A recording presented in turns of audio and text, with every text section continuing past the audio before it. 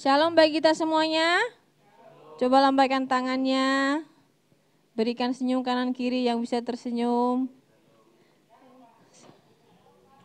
Salam bagi Om-Om yang di bawah, bagi sidang Jumat yang di rumah.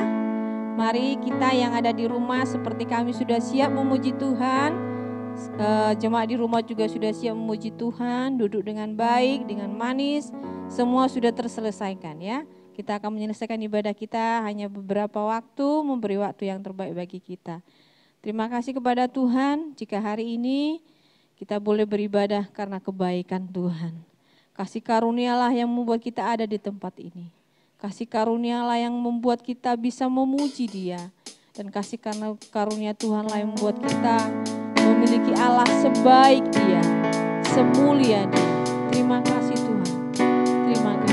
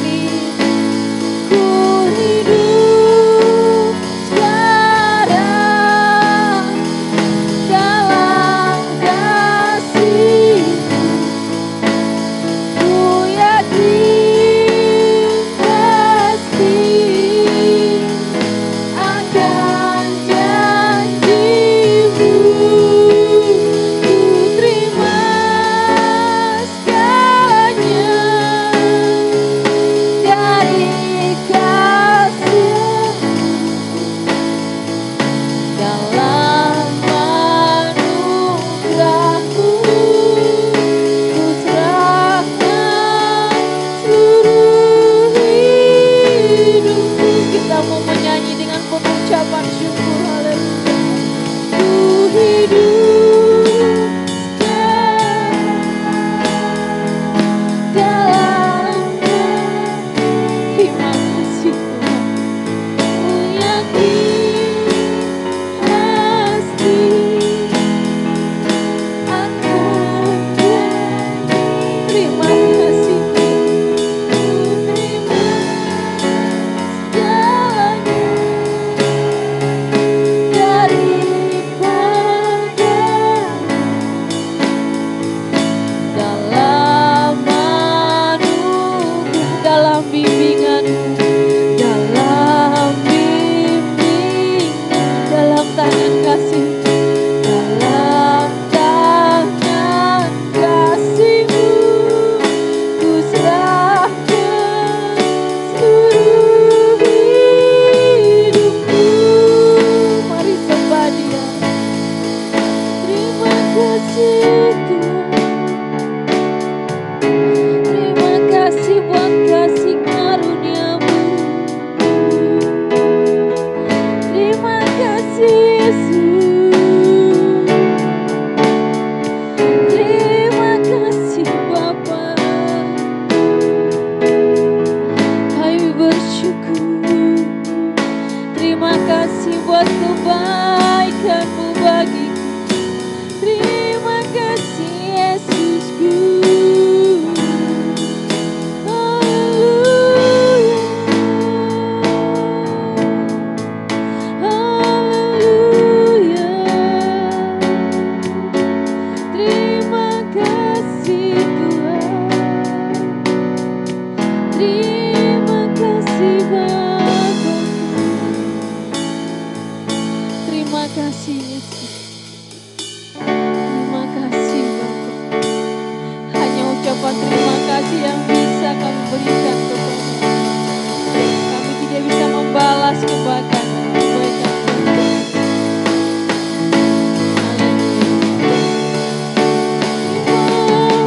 kasih Yesus.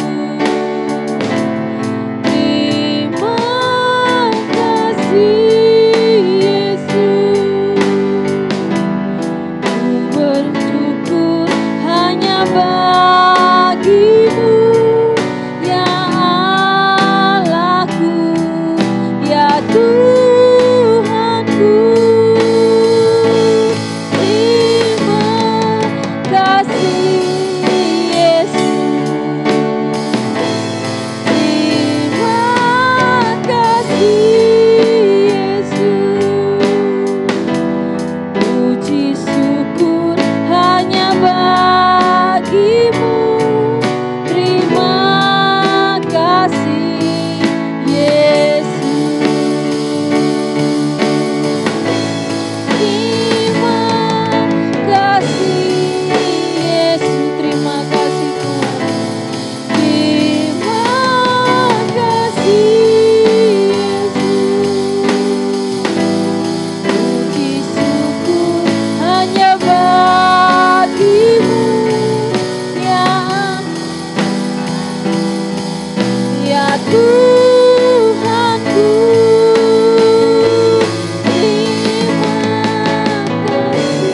Terima kasih Tuhan.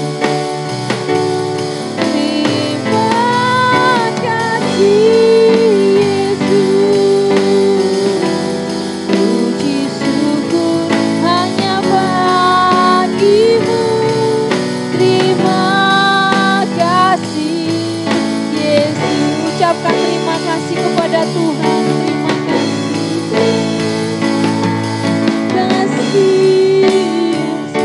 Ucapan kami dari hati kami. Terima kasih Tuhan. Puji syukur hanya bagi-Mu, ya Allahku, ya Tuhanku. Terima kasih Tuhan. Terima kasih Yesus. Terima kasih Yesus.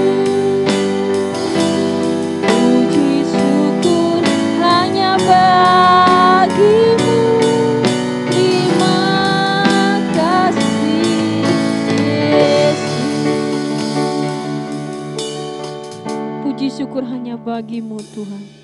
Terima kasih karena kebaikan-Mu yang tak ternilai oleh apapun juga, yang membuat kami ada hari ini. Terima kasih buat kasih karunia-Mu yang tak bisa terhitung, ternilai, yang Kau berikan bagi setiap kami. Terima kasih Tuhan. Terima kasih juga untuk hari ini jika kami masih boleh beribadah, memanggil nama-Mu dengan leluasa, memuji Engkau tanpa ada halangan. Terima kasih Tuhan. Itu juga suatu kemurahan bagi hidup kami. Terima kasih buat setiap sidang jemaat-Mu yang bisa hadir di tempat ini, yang masih bisa beribadah, yang masih bisa beribadah walaupun masih di rumah. Biarlah kasih setia Tuhan sama bagi setiap kami. Sukacita kami sama yang Kau berikan bagi setiap kami. Terima kasih Tuhan, Kau menolong kami, para pelayan-pelayan Tuhan. Roh Kudus-Mu yang memampukan kami, yang menolong kami, sehingga segala kepujian hanya bagi-Mu. Terima kasih Bapa yang baik. Inilah kami habiskan ibadah kami pada saat pagi hari ini hanya di dalam nama Tuhan Yesus Kristus. Haleluya. Amin. Masih tetap berdiri karena kita adalah Tuhan yang baik. Haleluya. Amin. Coba katakan kepada kanan kirinya, Dia sungguh baik. Dia sungguh baik. Yesus sungguh baik. Kita akan berglori bagi Dia, memuji Dia, bersukacita karena Dia Allah yang sangat baik. Haleluya.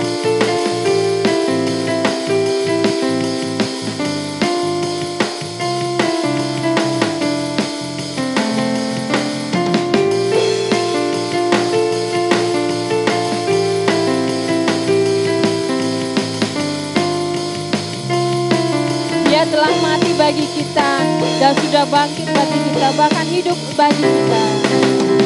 Dia mati bagiku, Dia bangkit bagiku. Dia Tuhan Allah penyelamatku. Kuasa maut dipatahkan, hidupku dipulihkan. Dia Tuhan Allah kekuatanku. Dia sungguh baik, Dia sangat baik. Yesus, Dia baik bagiku. Dia sungguh baik, Dia sangat baik. Yesus, Dia baik bagiku. Dia ada dalam hidup kita, haleluya. Dia ada dalamku, bergerak di hidupku. Dia Tuhan Allah kekuatanku. Dia penuhi hatiku dengan kuasa kasih-Nya. Dia Tuhan Allah kemenanganku. Dia sungguh baik, Dia sangat baik. Yesus, Dia baik bagiku. Dia sungguh baik, Dia sangat baik. Yesus, Dia baik bagi. Dia sungguh baik.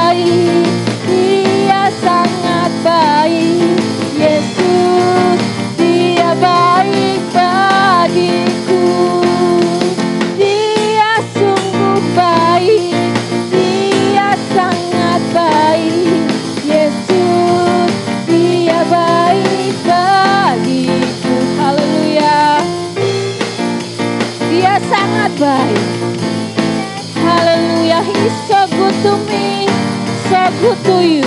Hallelujah. He is so good to you. He is so good to me. Jesus is so good to you and me. He is so good to you. He is so good to me. Jesus is so good to you and me. Jesus is so good to you and me. Jesus is so good to you. He's so good to me. He's so good to you and me. Beri kemuliaan bagi Tuhan. Haleluya. Tuhan masih baik sampai hari ini. Coba lambaikan tangannya kalau Tuhan masih baik. Masih tahan untuk berdiri, yang enggak kuat silakan duduk ya. Kita masih berglori bagi Dia. Tiada terukur kasih setia Tuhan dalam hidup kita. Amin.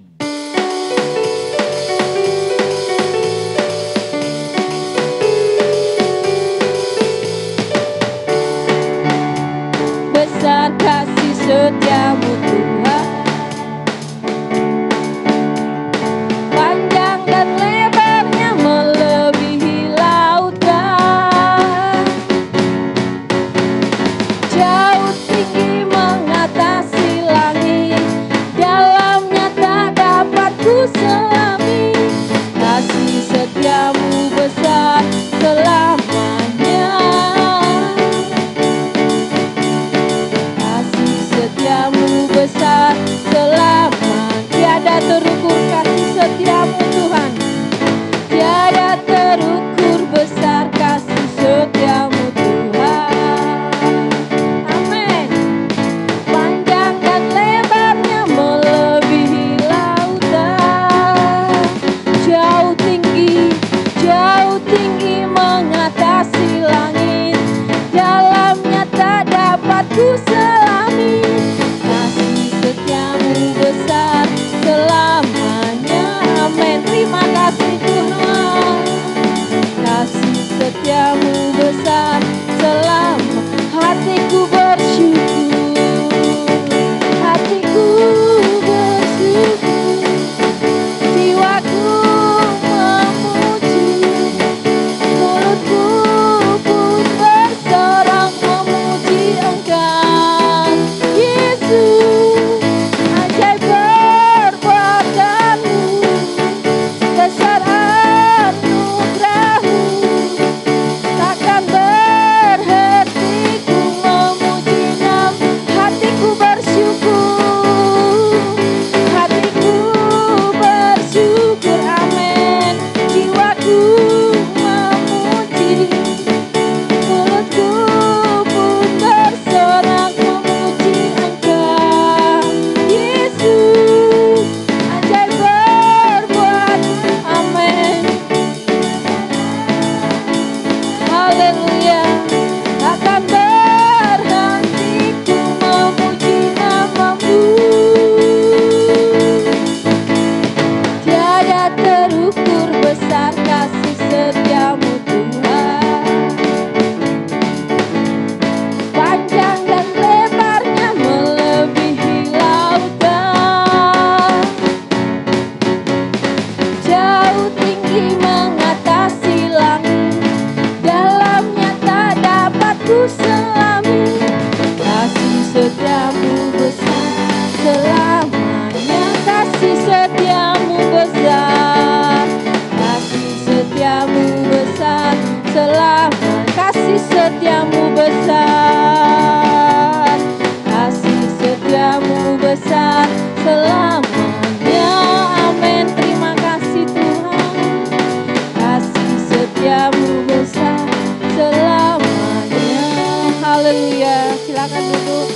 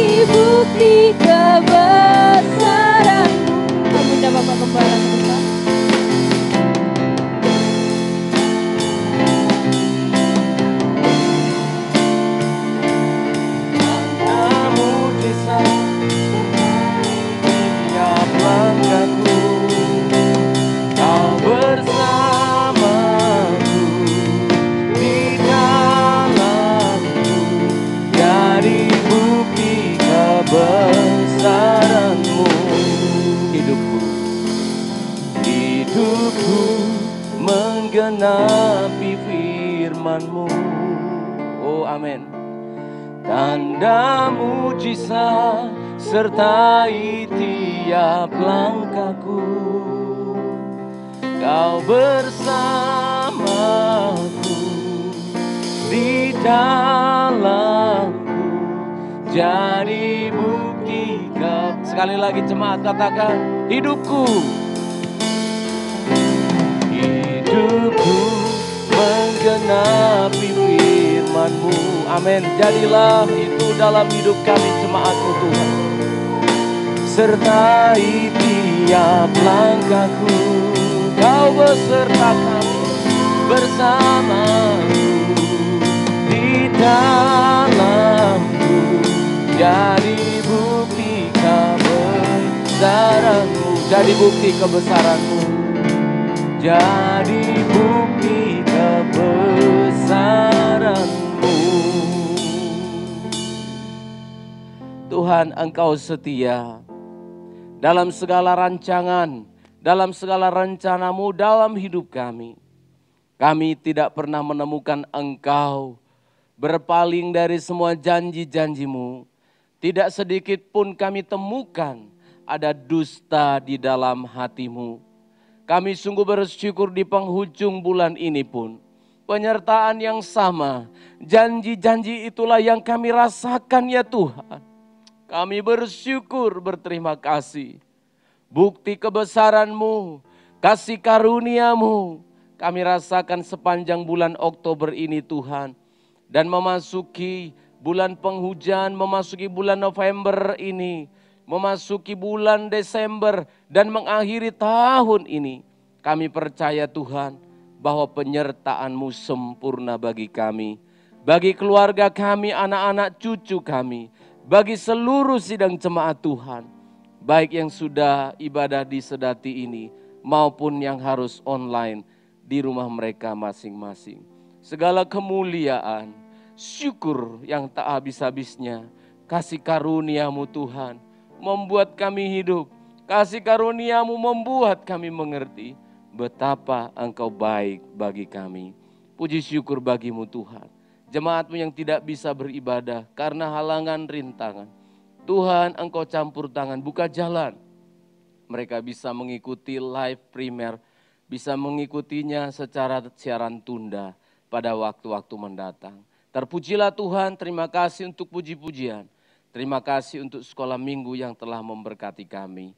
Dalam nama Yesus kami sambut firman Allah. Amin, amin. Silakan duduk jemaat.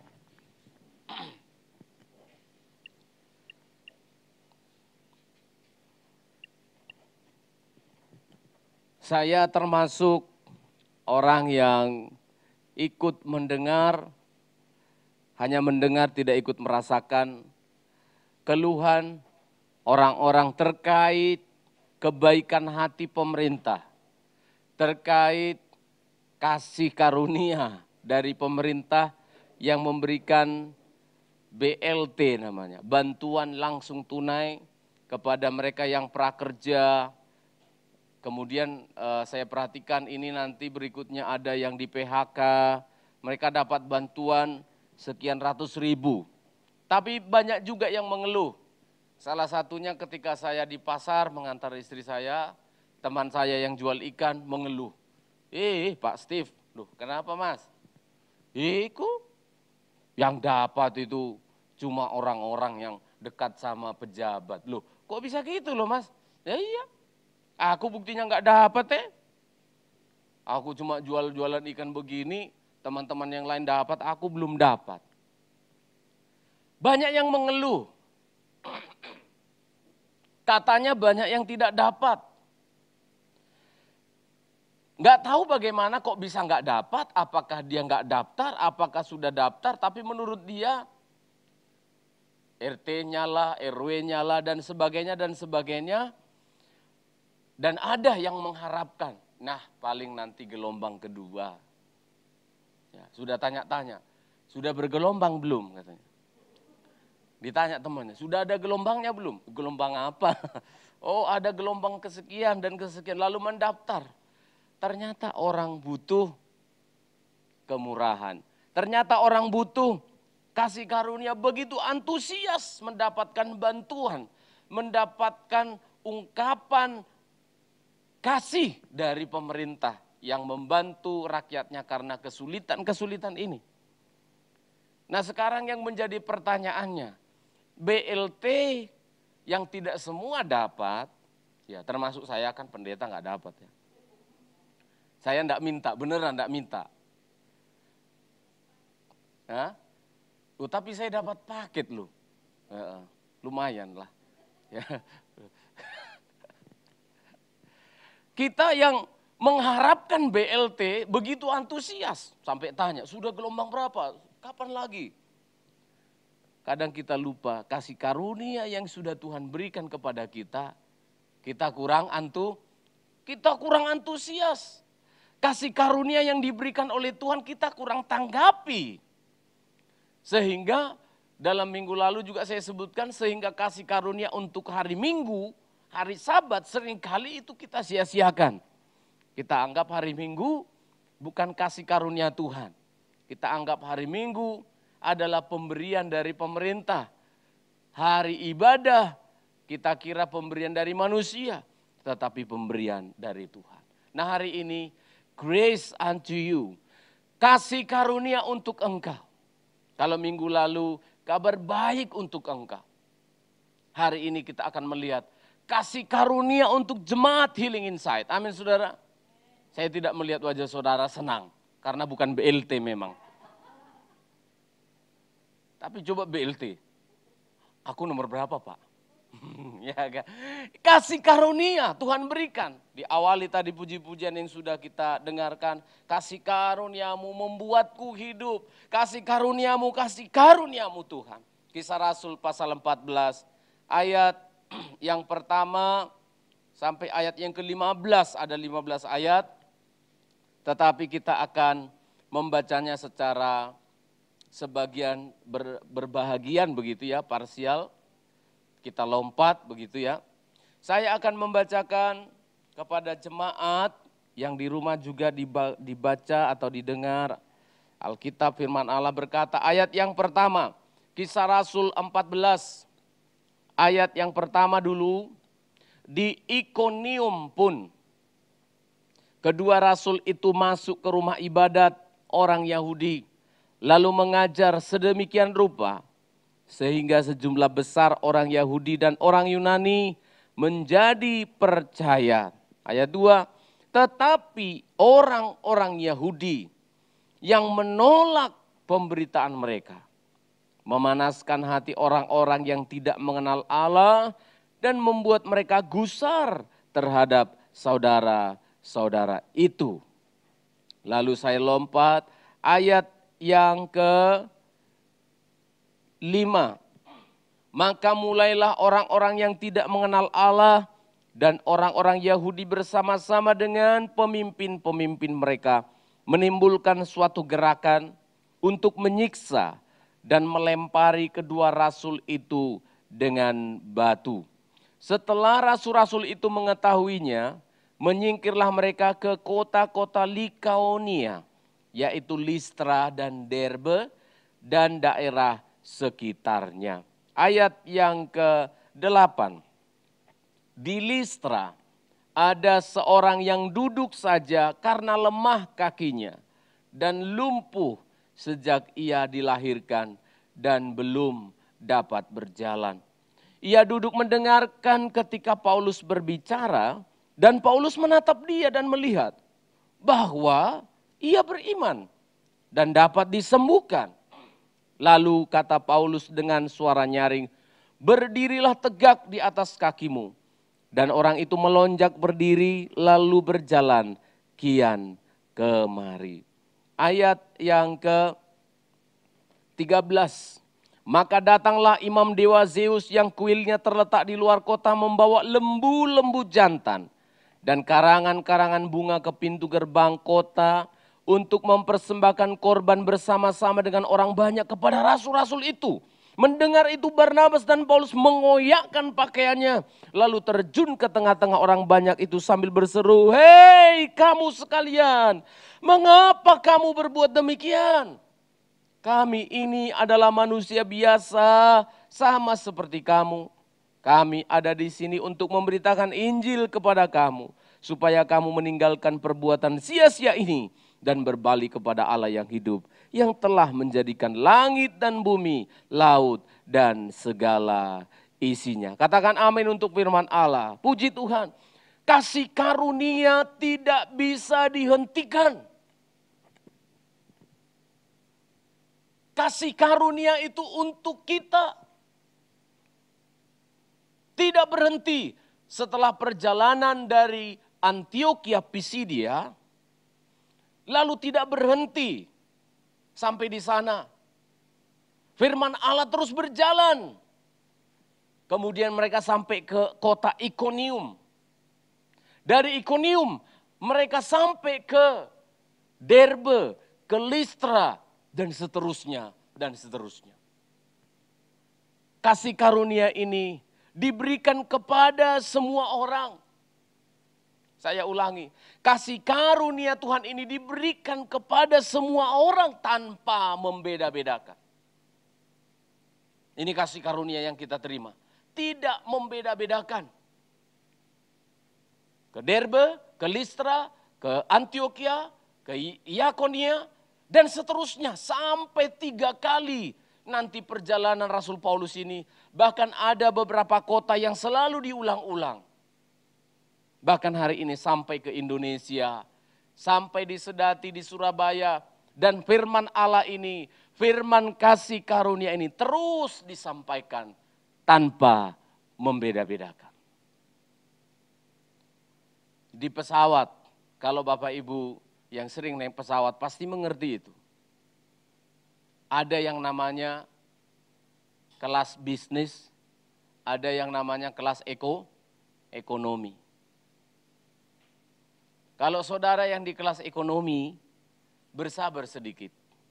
Karena yang masuk duluan pasti kelas bisnis. Tidak usah tersinggung, biar kita pendeta, kalau belinya tiket ekonomi, nanti bisnis duluan. Gitu ya. Makannya bagaimana? Sama saja. Hordennya mereka nanti ditutup supaya kita nggak lihat-lihat. Karena lauknya beda. Ya. Lauknya kita matanya melotot. Lauknya mereka aroma rendang. Minumnya bagaimana? Mereka minum jus, kita minum air putih. Airnya pun seperti gelasnya perjamuan suci. Karena ekonomi. Karena ekonomi. Pemberian makan dan minum dan fasilitas di pesawat itu bukan berdasarkan kasih karunia. Jadi kita tidak bilang, mana kasih karunia, kenapa tidak adil? Tidak bisa. Karena di sana berdasarkan wanipiro, bayare. Berani bayar sekian juta, bisnis. Hanya bayar 500.000, itu pun masih lewat Tokopedia, Bukalapak, dan sebagainya.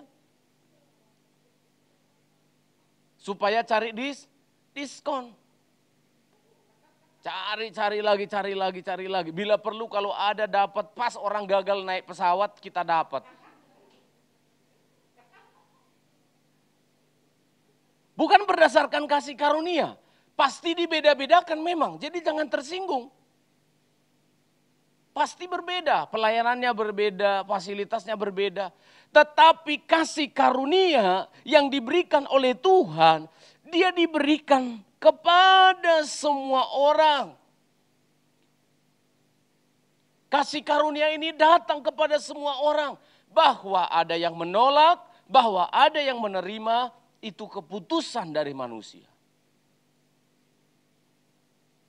Di Ikonium, ternyata kita sudah membaca, setelah Rasul Paulus dari Antiokhia, di sana juga terjadi penolakan. Coba kita baca ya. Kasih karunia ini datang kepada orang walaupun kita menolaknya. Ini baiknya Tuhan. Pasal yang ke-13 dulu, Kisah Rasul pasal 13 ayat yang ke-51.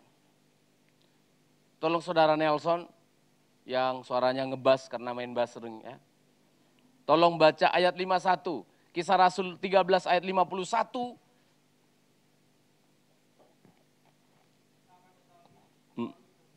Iya.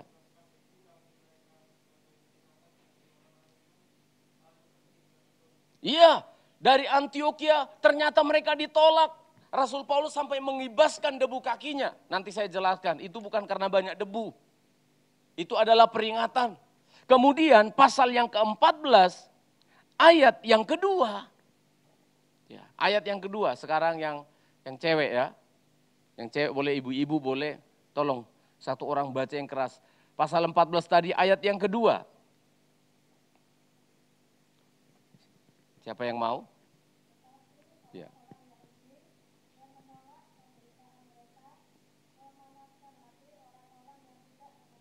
Ya, mereka juga menolak. Terima kasih Bu Tsunami. Kasih karunia dibawa ke Antioquia. Ada yang menerima, puji Tuhan. Ada yang menolak. Kasih karunia dibawa sekarang ke Ikonium. Ada yang menerima, ada yang menolak. Di sini terlihat jelas bahwa kasih karunia Allah ini tidak membeda-bedakan. Saya mau tanya kepada saudara, apakah Tuhan tidak tahu akan terjadi penolakan di Antioquia? Tuhan tahu. Apakah Tuhan tidak tahu akan terjadi penolakan di Ikonium? Tuhan tahu. Tetapi disinilah baiknya Tuhan. Allah tidak pernah bekerja berdasarkan jebakan dari kemahatauannya. Saya ulangi, agak bahasanya teologis, tapi saya sederhanakan. Tuhan tahu akan terjadi penolakan di Antioquia. Akan terjadi penolakan di Ikonium, di Listra, di Derbe. Di mana-mana akan terjadi penolakan terhadap kasih karunia Allah. Tetapi Tuhan tidak mau terjebak dari kemahatauannya. Oh di sana nolak, nggak usah dikasih lah. Enggak. Cara Allah bekerja enggak begitu. Dia tahu dia menolak. Tetapi tetap Paulus Barnabas pergi ke sana. Beritakan ke sana. Saudara bisa paham. Disinilah letak dari keadilan Allah. Disinilah letak kebaikan Tuhan. Kasih karunia itu diberikan kepada kita. Mesti seringkali kita menolaknya. Sama seperti halnya yang dialami ketika Yesus di bumi pun. Demikian juga terjadi penolakan di mana-mana. Siapa yang menolak? Siapa yang menolak? Yohanes pasal yang pertama. Ayat yang ke-10 sampai ayat 12. Ini menyedihkan saudara. Yang menolak yang saya sebutkan itu. Ini dia orangnya. Tadi udah dibaca Bu Tsunami. Orang Yahudi. Bukan orang kafir. Bukan orang yang menyembah berhala. Mereka senang. Tapi yang menolak anak-anaknya sendiri. Umat pilihannya sendiri. Ini yang terjadi. Yohanes pasal 1 ayat 10 dan 12 sampai 12. Kita baca dengan saya bersama-sama. Ayat yang ke-10 sampai 12. 2, ya. Dan dunia dijadikan olehnya. Tetapi dunia tidak mengenalnya. Terus, ia datang kepada milik kepunyaannya. Ya, terus.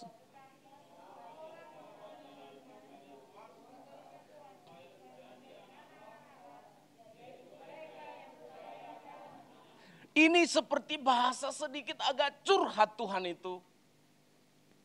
Kepada Rasul Yohanes yang menuliskan Injil Yohanes ini. Seperti agak curhat Tuhan itu. Dia bilang begini.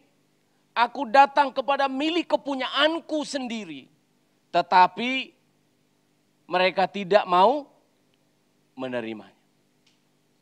Berita kasih karunia ini sekarang sedang diberitakan. Berita kasih karunia ini sering disampaikan di dalam gereja-gereja. Siapa yang menolak kasih karunia? Alkitab yang mengatakan saya tidak menuduh. Tetapi yang paling berpotensi tidak menghargai orang tua adalah anaknya.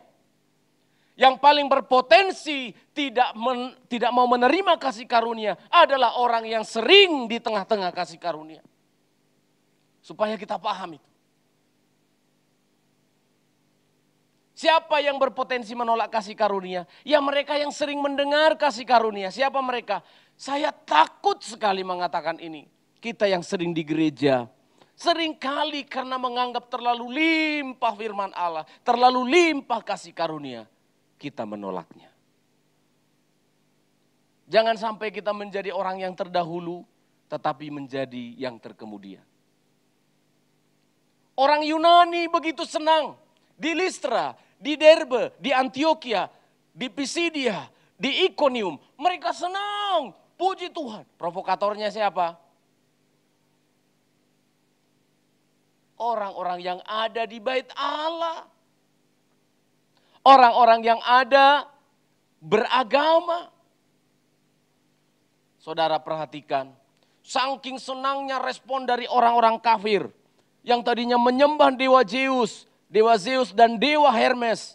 Mereka membawa binatang-binatang. Sampai pendeta dari imam dari dewa Zeus membawa oxen. Apa itu? Lembu-lembu jantan dibawa. Mau dipersembahkan, saking semangatnya walaupun salah. Bawa karangan-karangan bunga. Allah telah datang, dewa telah datang dalam wujud manusia. Semangat walaupun salah. Orang Yahudi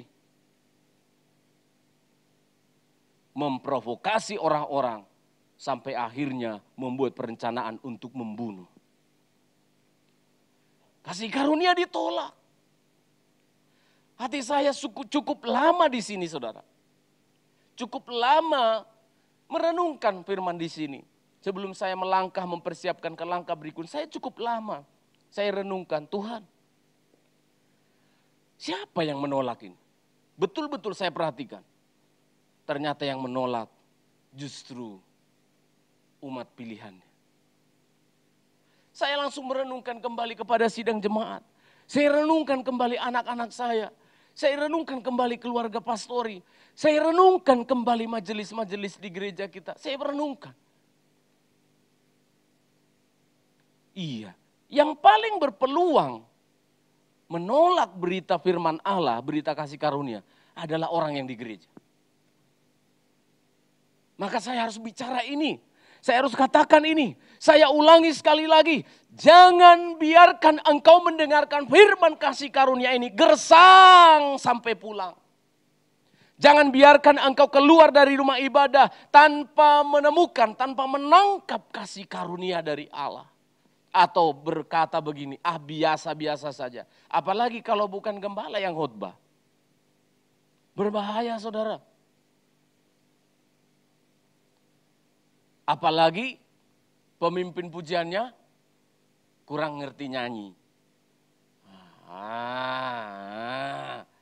Padahal saudara tahu, kalau nyanyi, ini saya gunakan waktu. Kalau nyanyi itu, perhatikan syair-syairnya. Jadi jangan hanya dengarkan musiknya. Tapi perhatikan syairnya. Kau bersama, katakan itu kepada dia, kepada Tuhan. Jadi tidak mungkin orang nyanyi itu begini. Kalau orang nyanyi begini sikapnya, pasti dia tidak merenungkan ayat-ayat. Kau bersamaku, di dalamku. Apalagi, di dalamku.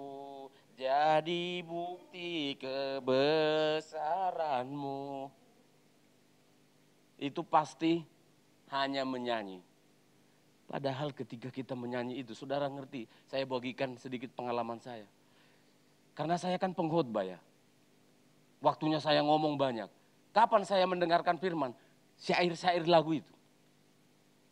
Dari syair-syair lagu itu banyak saya dapat 5 khotbah.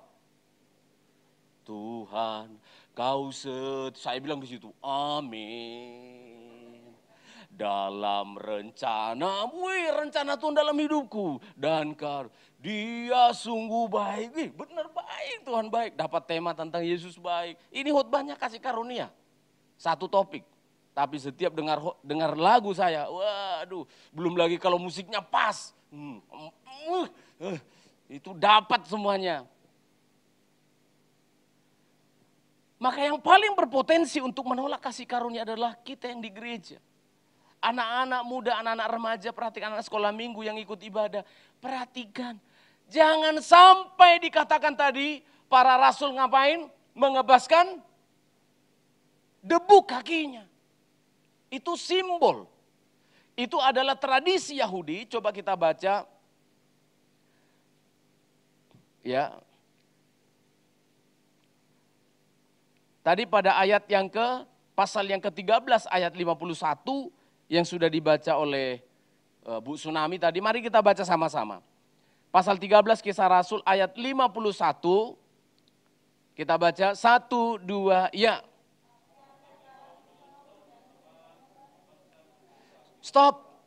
Mereka mengebaskan debu kakinya. Sama juga nanti di Ikonium juga begitu. Mengebaskan debu kakinya. Maksudnya apa? Bukan kotor jalan di situ waktu itu. Bukan. Itu adalah simbol. Ketika mereka ditolak, langsung para rasul mengatakan, aku mengebaskan debu kakiku. Jadi itu sebagai simbol apa? Sebagai peringatan. Peringatan akan apa saudara? Yang kamu pilih itu salah. Keputusanmu itu keliru. Agak mirip-mirip dengan tradisi dari orang Yunani atau orang Roma. Mencuci tangan. Sakarepmu. Ngeri loh saudara. Kalau Tuhan sudah memberikan kasih karunia lalu kita menganggapnya biasa-biasa. Saya khawatir. Kalau pendeta nasihati, pendeta berkhotbah sampaikan firman Allah, lalu kita tetap aja hidupnya kayak gitu. Saya takut si pendeta, atau saya khawatir kalau Tuhan sudah bilang begini, sakarepmu. Ngerti orang yang dari luar kota sakarep itu? Ya sesuka hatimu lah. Tapi yang jelas yang kamu putuskan, yang kamu pilih itu salah. Dan yang kedua, aspek yang kedua di dalamnya, ketika hamba Tuhan sudah mengibaskan debu kakinya, atau sudah mengatakan, ya sudah terserah. Ada konsekuensi hukuman dari Allah. Jadi jangan sampai pendeta bilang apa, terserah kamu. Bahaya loh saudara, walaupun simple. Itu artinya apa? Sudah terserah kamu sama Tuhan lah. Jangan sampai, kalau masih dinasihati, anaknya dinasihati. Tapi kalau pendeta, hamba Tuhan sudah jenuh, manusia toh. Nanti manusia disebutkan pasal 14, jangan bikin begitu, kami manusia biasa sama seperti kamu. Dia bisa juga dia capek kan. Terserah kamu lah. Berbahaya. Saya bukan menakut-nakuti sidang jemaat. Tetapi disebutkan di sini, dua hamba Tuhan ini mengibaskan debu kakinya. Terlihat saudara. Tempat-tempat yang saya sebutkan tadi itu ada di Turki, saudara. Tempat-tempat yang saya sebutkan tadi itu ada di sana, di Asia Kecil di sana. Kalian tahu sekarang bagaimana kondisi di sana? Bagaimana gereja yang dulu ada di sana? Sudah lain, saudara. Dulu ada satu tempat, gereja besar dulu ketika Konstantin menguasai dunia. Kristen menjadi agama dunia, gereja besar sekali. Lalu karena kekristenan, yaitu tadi, biasa-biasa semuanya, dianggap biasa. Akhirnya datang agama lain, dihajar, diperangi, dikalahkan. Saya sudah melihat bentengnya. Orang yang menyerang itu, mereka bikin benteng di tengah laut. Ketika saya ke Timur Tengah, saya melihat benteng dari pasukan-pasukan mereka. Teman tetangga kita agama lain. Habis. Direbut itu gereja, lalu supaya jangan terlalu mencolok, dibikin jadi museum. Baru beberapa bulan lalu. Dunia gempar kembali. Karena apa? Museum yang saya di gereja itu dibuat jadi tempat ibadah orang lain. Itu kondisinya. Jangan anggap biasa. Ketika Tuhan mengatakan terserah. Ketika hamba Tuhan sudah mengatakan terserah. Ketika orang tua sudah mengatakan sakarepmu. Itu enggak biasa loh. Itu enggak biasa. Dengarkan nasihat firman Allah.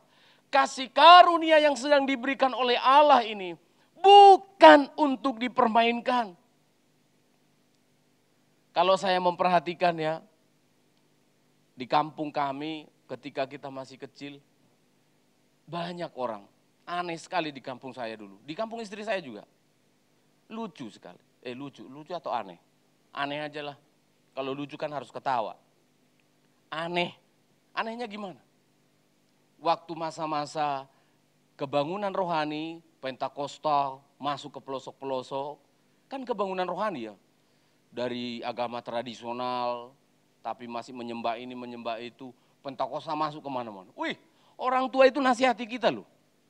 Awas lo ya, jangan sampai masuk kosta-kosta ya. Kosta-kosta itu gereja Pentakosta. Awas ya. Yang paling ngerinya, nasihatnya gini ke anaknya. Lebih baik kamu masuk ke agama lain daripada ke kosta-kosta. Ngeri enggak? Bayangkan. Anak-anak supaya rohaninya ingin bangun. Anak-anak yang pergi ke kota, di sana rohaninya terbangun. Bisa berdoa, bisa baca Alkitab. Makin rohani, tapi orang tua aneh. Saya pernah menemukan beberapa orang tua di sini, begitu. Dilarang anaknya dekat sama Tuhan. Ih, ngeri sekali saudara. Bayangkan. Lebih baik katanya ke agama lain daripada harus jadi Pentakosta. Dari Kristen Protestannya nggak boleh Pentakosta. Karena apa? Nanti jadi pintar baca Alkitab. Nanti jadi pintar berdoa. Nanti jadi pintar memuji Tuhan. Nanti jadi bertepuk tangan. Tetapi Tuhan baik. Dia sudah tahu akan ditolak. Tapi firman Allah tetap diberitakan. Karena memang itu perintah dari Yesus, pergi. Tapi kalau engkau ditolak di sana, kibaskanlah debu kakimu. Tapi ada satu yang tak terduga. Luar biasa. Ketika Tuhan menyuruh mereka pergi ke kota yang besar, ditolak. Begitu sampai di Listra, di Derbe, di Listra, kota Listra, ada satu orang yang beriman meski tidak terduga atau tidak terencana. Kedatangan menolong orang yang lumpuh ini karena penolakan dari Ikonium. Mari kita lihat. Kisah Rasul pasal 14 tadi, ayat yang ke-8 sampai ayat yang ke-10. Oh, terpujilah Tuhan karena kasih karunia-Nya tidak membeda-bedakan. Kepada orang yang sehat dia datang, kepada orang yang kuat dia datang, kepada orang yang lemah dia juga menghampirinya. Kisah Rasul pasal 14 tadi, ayat yang ke-8 dikatakan demikian. Di Listra, setelah mereka keluar dari Ikonium, diusir. Di Listra ada seorang yang duduk saja karena lemah kakinya dan lumpuh sejak ia dilahirkan dan belum pernah dapat berjalan. Ia duduk mendengarkan. Gak dinyana, gak disangka tempat Rasul Paulus memberitakan firman ini.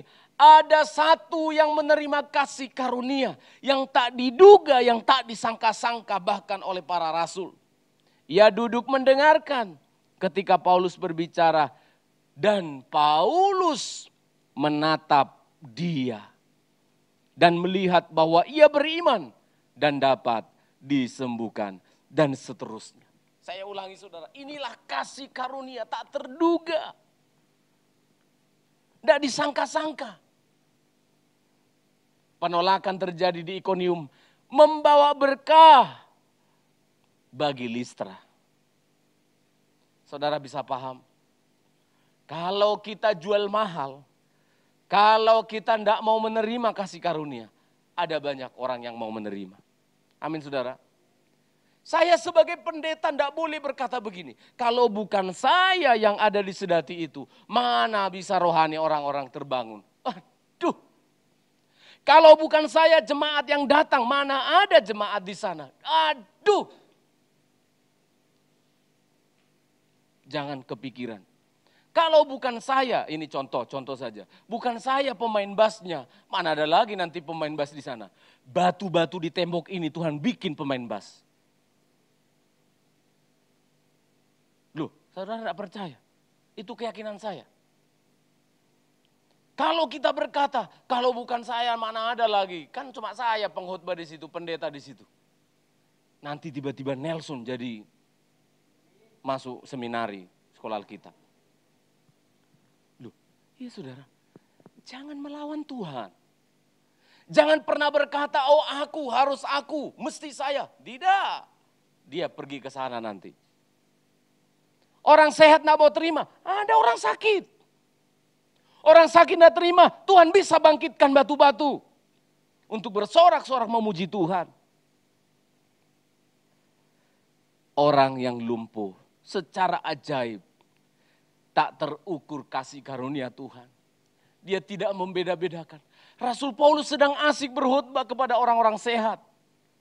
Karena pikiran manusia ya, tetapkan pikiran manusia, wah orang-orang sehat, orang-orang yang bisa mengerti, ternyata justru menolak. Dia langsung dari pandangannya kepada orang banyak, dia melihat. Kaget dia. Dicatat saudara, Dokter Lukas yang nulis kisah Rasul, dicatat. Berarti dia lihatin kan waktu itu, lalu dia tulis. Lalu Rasul Paulus memberitakan Injil, Rasul Paulus melihat. Kaget dia, disebutkan di sana ketika dia melihat ada seorang yang kakinya lemah dan lumpuh sejak lahir. Duduk mendengarkan ketika Paulus berbicara. Dan Paulus menatap dia dan melihat. Wah ini dalam bahasa Yunani beda saudara. Menatap dia dan melihat, itu maksudnya apa? Kaget dia lihat. Hah? Orang lumpuh dari sejak lahir dia tidak bisa berjalan. Berarti bisa saya bayangkan kakinya itu ada tapi lemas gitu ya, lemas. Gitu. Hah? Diperhatikan saya khotbah. Oh hati saya terpukul sekali. Seringkali kita, ini pengkhotbah manusia dengan mata yang berdosa ini melihat. Oh ini nanti, orang-orang ini nanti yang dengar firman baik-baik. Jangan-jangan orang-orang itu yang sering kau protes, yang memprotes kau. Ya, tapi tiba-tiba ada orang lemah, nenek-nenek, miskin. Tiba-tiba dia datang kepada kita. Terima kasih Pak firman Tuhan. Temanya kasih karunia. Yang pertama, kasih karunia tidak membeda-bedakan. Rundown khotbah saya dia tahu. Yang sehat-sehat, yang pintar-pintar, yang otaknya itu bisa lompat-lompat. Bagaimana firman Tuhan tadi, diberkati Tuhan? Iya Pak diberkati, apanya yang diberkati? Bapak lucu. Yang dia dengar firman Tuhan lucu. Apa enggak mati kita dengar itu? Orang yang lemah, orang yang sakit, orang yang memperhatikan. Hamba Tuhan ini terkejut dan dia lihat, menatap dan memperhatikan dengan baik. Ya ampun. Kenapa mataku selalu tertuju kepada orang-orang yang ini? Ada orang di sini. Makanya saudara, saya sebagai guru berkhotbah, saya ajari murid-murid saya, lihat semua jemaat itu kalau bisa. Jangan yang kau lihat karena kau cowok, yang kau lihat cewek cantik aja terus. Saudara-saudara yang dikasih oleh Tuhan, hidup kita ini harus sungguh-sungguh. Yang sini enggak, karena janda-janda di sini. Rasul Paulus lihat kaget dia tatap. Loh, saudara perhatikan ya, untuk engkau disembuhkan oleh Tuhan. Alkitab ini dikatakan di sini. Ia duduk mendengarkan ketika Paulus berbicara dan Paulus menatap dia dan melihat apa? Bahwa ia beriman dan dapat disembuhkan. Amin saudara. Dan dia beriman. Oh luar biasa. Kasih karunia diberikan harus diresponi dengan iman. Berarti dari tadi orang yang lumpuh ini bilang begini. Ketika Paulus berkhotbah Yesus yang mati di kayu salib. Dia bilang di sini. Amin. Amin. Tuhan kita itu baik. Walau orang menolak tetapi dia tetap memberikan. Amin. Amin. Saya salut dengan orang ini. Dia tidak pernah berkata, Pak Paulus, tolong aku. Pak Paulus, doakan aku, sembuhkan aku. Enggak, dilihat. Dia beriman kepada apa? Kepada firman Allah yang didengarkan. Beriman kepada firman Allah yang disampaikan. Orang ini dari tadi disebutkan Alkitab duduk saja. Berarti orang-orang yang mendengarkan firman itu, ada yang berdiri, ada yang berjalan-jalan, dia sampaikan firman Allah, ada yang bergerak ke sana kemari, dia duduk saja. Ini saudara, iman muncul dari mendengar firman. Jadi saya dorong saudara, kalau dengar firman itu apa? Tenang. WA dimatikan, Facebook dimatikan, Instagram dimatikan, YouTube, apalagi TikTok. Gelisah dengar firman sambil TikTok. Ya susah loh. Bagaimana bisa beriman? Setega itu kau. Nggak bisa konsentrasi. Ini dengar firman, jalan sana, jalan sini. Kemarin viral itu di jalan itu, ada seorang cewek naik sepeda motor minta ampun. Dia enggak sadar divideokan dari belakang. Wah, di jalan di lampu merah sampai naik motor gini. Dalam hati saya, aduh Tuhan. Sambil naik sepeda motor. Mana bisa beriman kalau kita enggak tenang. Orang itu tadi loh, beriman. Dia perhatikan Paulus berbicara. Dan apa disebutkan? Keajaiban terjadi. Ketika dia mendengarkan firman Allah, Paulus menatap dia dan berkata, berdirilah. Ternyata pendeta itu dipengaruhi memang. Jadi cara pendeta itu berdoa, membuat doanya yakin itu karena melihat. Oh, orang ini beriman enggak? Begitu dilihat, wah kurang beriman. Jadi doanya umum. Bapa di surga, berkatilah orang ini. Iya. Jadi umum kan, karena kita tidak tahu ini beriman apa enggak ya. Ketika ada orang ngomong begitu bicara, Pak, tolong doakan saya. Saya mau supaya dapat jodoh lah Pak. Ya, siapa saja lah Pak. Maka doanya nanti gini, Bapa di surga, kirimkanlah siapa saja untuk orang ini. Tapi kalau dia sudah yakin dia datang, Bapak Gembala, kenapa kamu? Saya suka gadis itu. Yang mana? Yang di sana. Yang di mana? Yang di pojok itu. Baik, kita berdoa. Sudah bagus itu.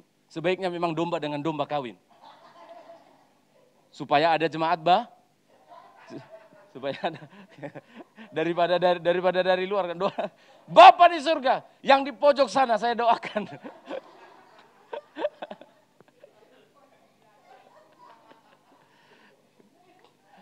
Beriman saudara kepada berita kasih karunia yang diberitakan oleh Tuhan, dia beriman. Amin saudara. Ya, yang orang-orang tua jangan minta doa begitu ya. Mari kita melihat yang kedua, kasih karunia untuk kita membuat kita lebih mengerti bahwa kita adalah manusia biasa dan hanya Tuhan yang layak ditinggikan. Pasal 14 tadi ayat yang ke-11, ketika terjadi mujizat orang yang lumpuh karena beriman ini sembuh. Ayat 11, ketika orang banyak melihat apa yang telah diperbuat Paulus, mereka itu berseru dalam bahasa Likaonia, dewa-dewa telah turun ke tengah-tengah kita dalam rupa manusia. Barnabas mereka sebut Zeus dan Paulus mereka sebut Hermes karena ia yang berbicara. Maka datanglah imam dewa Zeus yang kuilnya terletak di luar kota, membawa lembu-lembu jantan dan karangan bunga ke pintu gerbang kota untuk mempersembahkan korban bersama-sama dengan orang banyak kepada rasul itu. Mendengar itu Barnabas dan Paulus mengoyakkan pakaian mereka, lalu terjun ke tengah-tengah orang banyak itu sambil berseru, hai kamu sekalian, mengapa kamu berbuat demikian? Kami ini adalah manusia biasa seperti kamu, dan seterusnya supaya kamu meninggalkan perbuatan sia-sia. Pepatah Indonesia ada yang bagus sekali. Pengalaman adalah guru yang terbaik. Pengalaman adalah guru yang terbaik. Pengalaman Rasul Paulus ketika dia berkata dalam Efesus pasal 3 ayat yang ke-7. Oh, aku telah menjadi pelayannya menurut pemberian kasih karunia-Nya kepadaku. Dia telah menganugerahkan kasih karunia ini. Kasih Kristus yang tak terduga. Ini pengalaman Paulus. Menerima kasih karunia dulu ketika dia di Damsyik. Mau membunuh orang Kristen, dia terima kasih karunia. Lalu dia katakan, aku ini orang yang tidak layak. Di antara orang yang berdosa, aku adalah orang yang paling berdosa. Dia menangis. Maka orang yang sudah punya pengalaman menerima kasih karunia ini akan semakin rendah hati. Saudara perhatikan, kalau Paulus seperti saya, mungkin belum tentu seperti itu kejadiannya. Bayangkan begini, saudara. Ketika orang yang lumpuh ini sembuh, seluruh kota Listra langsung heboh. Sampai terdengar suara itu kepada pendeta atau imam dewa Zeus yang ada di kuil, jauh tempatnya. Wow, luar biasa. Dewa telah turun dalam rupa manusia karena ada orang sembuh. Saudara perhatikan. Rasul Paulus dan Barnabas kaya mendadak sebenarnya. Kaya mendadak. Karena apa? Waduh, enggak bisa dihentikan, saudara. Ketika Rasul Paulus bilang pun nanti, jangan. Enggak bisa dihentikan. Orang-orang datang, imam-imam dewa Zeus bawa lembu jantan. Satu lembu berapa sekarang duitnya? Untuk dewa loh itu. Ya katakanlah sapinya Presiden Jokowi, limosin. 150 juta satu ekor. Banyak disebutkan lembu-lembu. Katakan minimal 10. 1 miliar. Siapa lagi? Ada banyak orang membawa persembahan-persembahan kepada mereka berdua. Menurut saudara, kebetulan. Kaya mendadak, saudara. Diagungkan, dihormati. Wah, datang banyak uang, banyak kepeng, banyak piti, banyak duit. Money. Terus, tidak dicari, uang datang. Saudara perhatikan, pendeta-pendeta menyampaikan firman Allah, dihormati oleh orang. Tetapi Rasul Paulus, begitu dia melihat keadaan itu, mereka sama Barnabas tidak diskusi. Bas,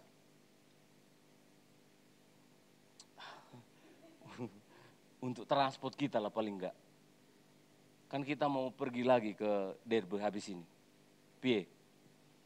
Ya wis kamu sing ngomong lah. Ya cok ngono-ngono, titik ae. Ya kan bisa loh, saudara. Ya kan? Kalau pikiran pebisnis langsung. Oh ya, tapi jangan berbuat dosa kita ya. Oh iya, gimana? Yes, Rene. Tapi jangan menyembah kami ya, menyembah Tuhan aja. Sini. Oh siap Pak, tapi apa yang dilakukan? Rasul Paulus mengerti kasih karunia yang membuat dia hidup. Kasih karunia yang membuat dia rendah hati, langsung. Bukan diajari, bukan dipandu, mereka berdua langsung sobek pakaiannya. Dulu, jadi kalau sobek pakaian jangan dikira langsung gak pakai baju ya. Tradisi di sana itu, pakaian mereka itu berlapis-lapis. Ya, jadi yang paling luar itu jubah namanya. Dalamnya itu masih ada gamis dan sebagainya. Jadi itu disobek, prak, itu simbol apa? Simbol kedukaan yang sangat besar. Coba saudara. Berduka cita mereka. Sehingga akhirnya Rasul Paulus mengatakan, kami adalah manusia biasa. Kalimat ini sulit dikatakan kalau kita sudah terkenal. Kalimat ini sulit dikatakan oleh kita para pendeta-pendeta. Ketika kita sudah ada pada titik yang dimuliakan oleh jemaat. Yang dihormati, yang sudah kaya. Sulit mengatakan, aku manusia biasa. Apalagi kalau kamu punya karunia kesembuhan. Sulit mengatakan, bukan aku. aku manusia biasa. Seringkali saya perhatikan baliho-baliho itu. Mujizat kesembuhan oleh pendeta ini. Ngeri saudara, oleh. Rasul Paulus langsung menangis. Dia terjun ke kumpulan orang banyak itu. Tidak. Kami adalah manusia biasa apa? Sama seperti kalian. Izinkan mimbar ini saya berkata kepada sidang jemaat. Saya, pendeta, istri saya, keluarga saya adalah manusia biasa sama seperti saudara. Amin. Izinkan saya masih tetap ngopi dan cangkruk saudara. Lu kan sama seperti saudara katanya. Lu ayatnya firman sama seperti saudara. Jadi jangan jadi aneh jadi pendeta itu. Ke mahasiswa saya selalu ulang-ulang itu. Jangan jadi aneh lu. Bedanya kita ini orang baik, orang benar, menyampaikan kebenaran. Yang lainnya itu sama, makan soto sama saya, tidak apa-apa. Amin ya. Jadi izinkan saya masih minum kopi di kala senja, melihat burung terbang di langit, dan berkata, terpujilah Tuhan. Amin. Boleh dong. Izinkan saya membawa satu istri saya ini jalan-jalan ke mall. Boleh tak? Saudara pergi ke mall? Alkitab bilang sama seperti kali. Tapi kalau kalian berbuat dosa saya tidak ikut. Ya, izinkan saya membelikan lipstik untuk anak saya. Karena banyak orang kan. Anak pendeta lipstikan. Lah terus bagaimana? Pakai batu bata gitu. Amin saudara. Izinkan saya. Kalau saya lagi capek, lagi lelah. Saya mau mancing, boleh tak? Sama seperti saudara. Amin. Jangan berlebihan. Hormati hamba Tuhan. Stop sampai di situ. Sisanya yang lebih mulia dari itu untuk Yesus Tuhan kita. Amin. Rasul Paulus dan Barnabas menangis, jangan kami adalah manusia biasa. Sama seperti kamu, justru karena kami membawa berita kasih karunia ini, supaya kamu meninggalkan perbuatan-perbuatan yang sia-sia itu. Jadi perbuatan yang sia-sia salah satunya adalah mendewakan pendeta. Sia-sia, saya ulangi, saya harus berani mengatakan, sia-sia. Saya tidak perlu takut hilang hormat dari kalian, dari siapapun. Berhenti sampai di situ saja. Hormat boleh. Semua kita hormati. Itu perbuatan sia-sia. Saya ulangi, saudara yang menonton siaran tunda di YouTube, siapapun saudara, saya kasih tahu. Salah satu perbuatan sia-sia di dunia ini adalah mendewakan pendeta. Biarkan pendetamu tetap jadi manusia biasa, pendeta saja. Jangan berlebihan. Hormati, puji Tuhan. Memang harus hormati. Kamu pasti diberkati kalau menghormati hamba Tuhan. Tapi lain dari itu, jangan. Jangan. Rasul Paulus mengerti kasih karunia. Kita baca ayat terakhir yang tadi saya sudah singgung. Ayat terakhir kita akhiri pemberitaan firman. Efesus pasal yang ketiga, ayat 7 dan ayat 8. Pemain musik mempersiapkan diri lagu yang terakhir. Efesus pasal 3, ayat 7 dan 8. Dua ya. Dari Injil itu, sebentar masih bunyi Alkitabnya. Efesus pasal 3, pemain musik bisa maju. Efesus 3 ayat 7 sampai 8. Dua, ya. Dari Injil itu aku telah menjadi pelayannya menurut pemberian kasih karunia Allah yang dianugerahkan kepadaku sesuai dengan pengerjaan kuasanya. Kepadaku yang paling hina di antara segala orang kudus telah dianugerahkan kasih karunia ini untuk memberitakan kepada orang-orang bukan Yahudi kekayaan Kristus yang tidak terduga itu. Tuhan memberkati kita semuanya. Tuhan, Kau setia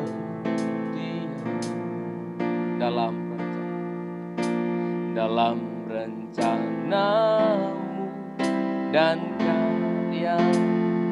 Oh terima kasih. ku serahkan hidup,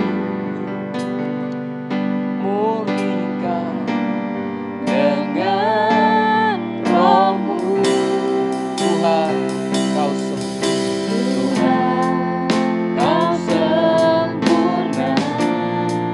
Oh, Engkau sempurna Dalam rencanamu dan karya-Mu.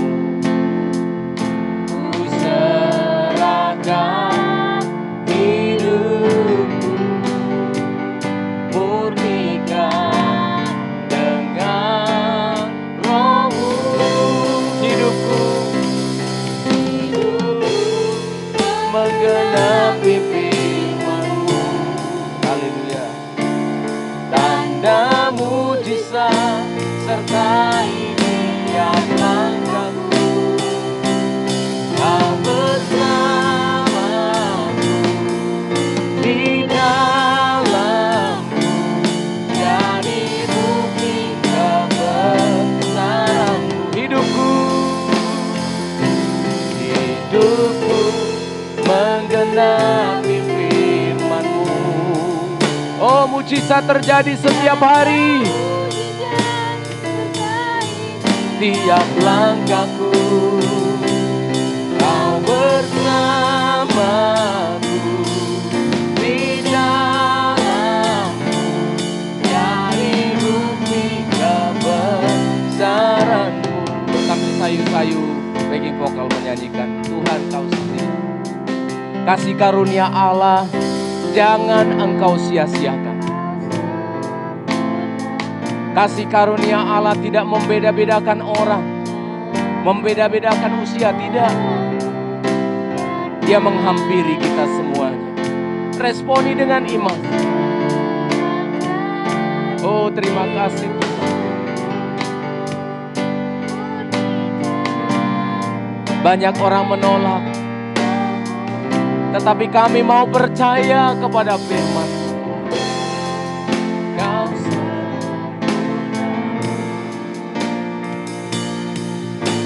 dalam rencana-Mu dan karya-Mu.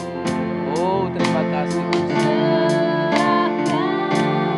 Hidupku murnikan dengan roh-Mu. Mari jemaat berdirilah, kita mau bersyukur kepada Tuhan. Menggenapi firman-Mu. Ada mujizat setiap hari dalam rumah tangga kami, dalam pekerjaan kami, sekolah, studi anak-anak kami, bersama kami di dalam-Mu, jadi bukti kebesaran-Mu. Hidup kami menggenapi firman-Mu, Tuhan. Menggenapi firman-Mu, tanda mujizat. Kalau engkau beriman, mujizat masih ada. Kau bersamaku di dalam-Mu, jadi bukti kebesaran hidupku. Amin. Ya, jadilah firman-Mu bagi kami, Tuhan. Tanda mujizat Sertai tiap langkahku. Oh, mujizat-Mu kami rasakan di dalamku, jadi bukti kebesaran. Kau bersamaku di dalamku, Kau bersamaku di dalamku, jadi bukti kebesaran. Kau besertaku, oma-oma katakan. Kau bersamaku di dalamku, jadi bukti kebesaran. Jadi bukti kebesaran-Mu, anak-anak muda, orang tua. Jadi bukti kebesaran-Mu. Engkau bersama kami Tuhan.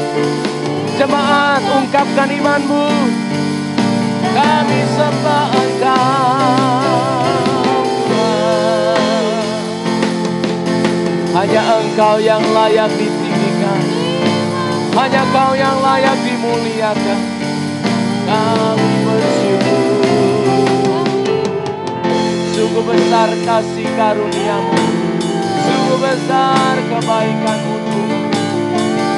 Oh, Engkau datang menghampiri kami. Kasih karunia-Mu bagi kami yang berdosa ini. Terima kasih Tuhan. Terima kasih, terima kasih, terima kasih. Terima kasih.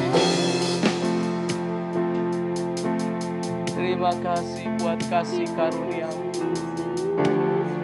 Oh Tuhan, tambahkan imanku, tambahkan iman kami sidang jemaat ini.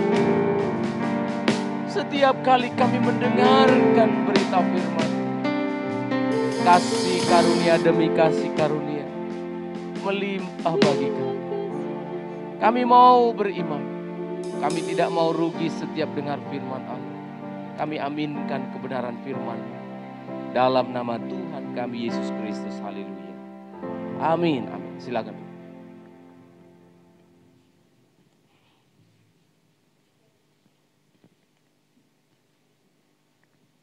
Puji Tuhan, kita sudah mendengar firman Tuhan dan semua kita diberkati oleh firman Tuhan. Amin. Amin. Kita akan diberi kesempatan beri persembahan bagi Tuhan. Kita akan nyanyi satu pujian. Tiada terukur besar kasih setia.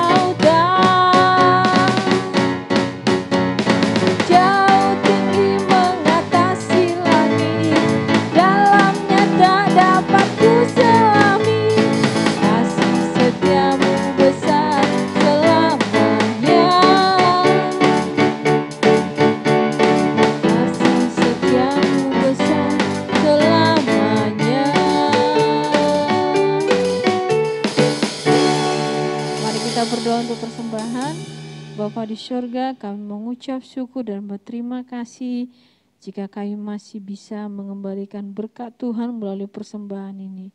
Tuhan tolong bagian dari keuangan untuk mengelola persembahan ini untuk kami pakai untuk kemuliaan nama Tuhan. Pelayanan di tempat ini mengembangkan dan memikirkan yang terbaik sehingga setiap acara-acara kegiatan ibadah kami memuliakan nama. Berkati setiap tangan-tangan yang sudah berkorban, berkati setiap orang yang sudah berupaya memberikan persembahan kepada gereja ini Tuhan. Terima kasih Bapak, kami mengucap syukur dengan persembahan ini dalam nama Yesus kami berdoa, haleluya, amin.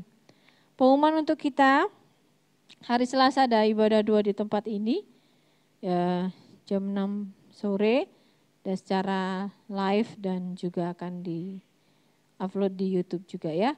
Kemudian hari Minggu ada ibadah di tempat ini, hari Minggu itu sudah bulan November. Jadi hari Minggu kita ada perjamuan suci ya. Dress code bagi pelayan nanti adalah seragam putih, baju atasan putih. Jadi ini sudah mau berakhir ya, tinggal 2 bulan lagi kita di tahun 2020. Jadi nanti kami belum bisa mengupdate apakah persiapan Natalnya bagaimana. Sementara ini hanya masih membuat panitia Natal, dan ketua Natalnya adalah Saudara Hendy. Ya, nanti biar dia dengan timnya akan memikirkan bagaimana cara perayaan Natal kita di tahun ini. Harapannya seluruh sidang jemaat supaya bisa mendukung dalam doa, sehingga mereka diberikan ide-ide cemerlang, sehingga kita tetap bisa merasakan suasana Natal ya, walaupun mungkin dengan agak sedikit beda dengan tahun lalu. Jadi ya, supaya Tuhan berikan mereka hikmat dan kita bisa mensupport mereka dalam doa ya. Kemudian habis ibadah ini akan ada ibadah sekolah minggu yang akan ditayangkan secara live jam 10 pagi ini juga ya. Itu aja pengumuman untuk kita. Sedikit kami update tentang renovasi perbaikan gereja di Pastori. Sudah berapa persen Pak? 80% ya. Bagi sidang jemaat yang mau datang melihat-lihat, silakan lihat-lihat ya. Jadi sudah 80%, puji Tuhan. Dalam kondisi seperti ini kita diberkati Tuhan untuk bisa, ya, anak-anak muda ini selalu datang setiap sore. Nanti kalau Natal kita akan posting semua video-video itu, foto-foto anak-anak yang mendukung datang dengan berkeringat sampai malam-malam, sampai disuruh-suruh baru mau pulang baru mau pulang ya. Terima kasih untuk dua-duanya, karena kami percaya ini semua karena dua-dua sidang jemaat, sehingga berkat Tuhan masih tetap ada untuk bisa merenovasi kantor kita dengan baik ya. Kita akan menerima doa berkat, kita akan nyanyikan pujian terima kasih Yesus, terima kasih. Ku bersyukur buat kasih. Mari kita semua berdiri dan kami akan membuat kembali. Makasih Yesus,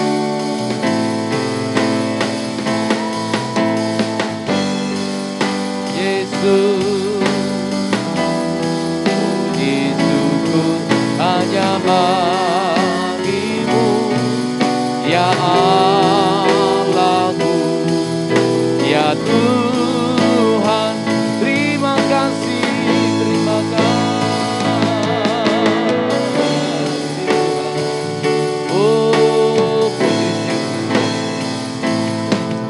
kasih Yesus, ku beri syukur hanya bagi-Mu. Terima kasih Yesus. Segala puji syukur bagi-Mu ya Allah. Dan bagi kami sidang jemaat, berkat-Mu dicurahkan. Kasih karunia dan damai sejahtera dari Allah kita, penyertaan dari Tuhan kita Yesus Kristus, persekutuan Allah kita, Roh Kudus, Allah Tritunggal, Dialah yang menyertai, memberkati engkau sekalian. Tuhan memelihara pernikahanmu, pekerjaanmu, sekolahmu, yang sendiri, ibu-ibu janda, anak yatim, yang lanjut usia hingga anak-anak sekalian. Kita semuanya disertai, dipelihara Tuhan. Memasuki bulan yang baru, dilindungi. Jika ada pergumulan persoalan, Dialah yang akan menjadi penolong dan memberikan jalan keluar bagi engkau. Di dalam nama Tuhan Yesus Kristus, terimalah berkat ini hari ini. Sampai Maranatha Tuhan Yesus datang kembali. Dalam nama Yesus kita responi Bapa, terima kasih. Bapa.